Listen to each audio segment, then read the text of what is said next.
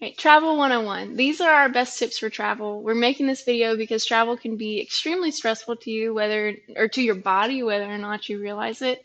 We see that in markers of recovery that we look at. The day after travel, you will be significantly less recovered just for having traveled. And so we're trying to minimize those effects as much as possible. This becomes it's important with domestic travel, and then it just becomes increasingly more important the farther that you're traveling and the more time zones that you're going across. So, all right, so first off, staying hydrated while traveling is one of the most difficult things to do, especially if you are in an airport. So, the most money tip that I've ever heard for that is carrying a water bottle, an empty water bottle with you, filling it in the airport at one of those nice little fountains that they have, or at a restaurant within the airport, or even when you're on a flight, if you're on a long flight, you can usually ask one of the airline attendants to fill it for you.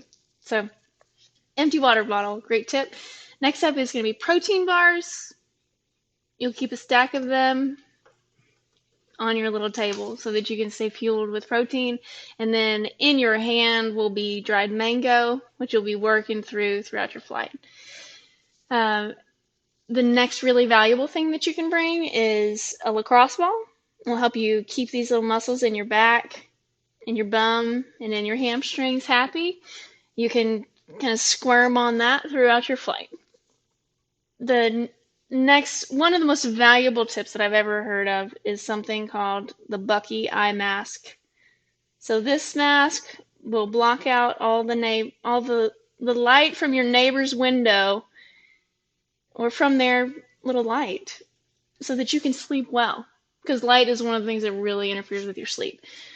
Next tip, some nice squishy earplugs so that you don't have to hear them talking either. And when you do take a break from your napping and eating and go to the bathroom, it's really a great time to move a little bit. So I want to see you doing things like body weight squats, some lunges, some standing cross crawls, bringing your elbow to opposite knee. Um, all those things will really make a difference for how you feel whenever you get off of this plane. When you do get off of the plane, you're going to trade in your seat, or out of the car, you're going to trade in your seat for a pair of tennis shoes. And these are going to take you for a walk that could be 20 to 30 minutes just to get some blood flow in your legs, or it could put you on a bicycle.